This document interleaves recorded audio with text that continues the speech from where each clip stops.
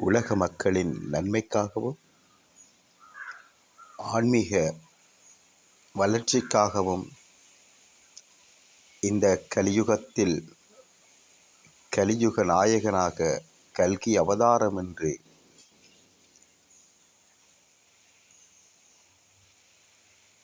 அழிவில்லா ஆட்சியாளர் குழுவில் தன்னை பெரும் பங்காற்றிய கல்கி துரை அவர்கள்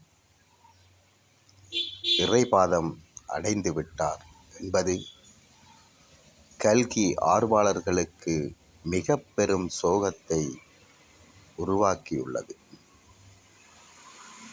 இவருக்கு ஏகப்பட்ட நண்பர்கள், ரசிகர்கள்,